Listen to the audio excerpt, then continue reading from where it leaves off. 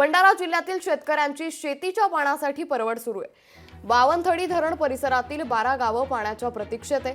अनेकदा मोर्चे आंदोलनं करूनही शेतकरी मात्र पाण्यापासून वंचित आहे।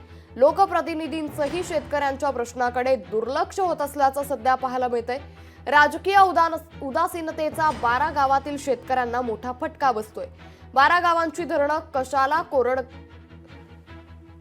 उशाला कोरड घशाला अशी अवस्था सध्या भंडारा जिल्ह्यात पाहायला मिळते।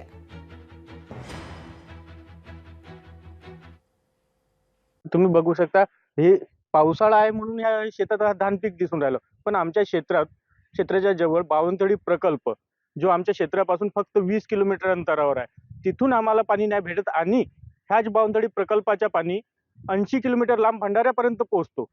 ब्रिटिश कालीन जी पाणी पुरवठ्याची सिंचनाची व्यवस्था आहे ती आतापर्यंत जशीच्या तशी आहे, त्यात एकही बदल झालेला नाही। आमच्या क्षेत्रात कॅनलच्या पाणी नाहीच आहेत, पण ह्या क्षेत्राच्या शेतकऱ्यांना आतापर्यंत वीज कनेक्शन पण देण्यात नाही आले आणि वीज कनेक्शन देतील पण विजेचे दर एवढे वाढले आहेत की वीज कनेक्शन ज्या क्षेत्रात भेटते त्या क्षेत्रातले शेतकरी हवालदिल होऊन गेलेला आहे। मग हे आमचे शेतकरी जगावे तर जगावे कसे? राजू कारभार त्यांनी घोषणा केली होती की मी आता आम्हाला गती देईन म्हणून, पण मग आश्चर्याची गोष्ट आहे की त्यांनी शोकांतिका आहे की त्यांनी 5 वर्षामध्ये या संघर्ष समिती या लोकांशी चर्चा सुद्धा केली नाही।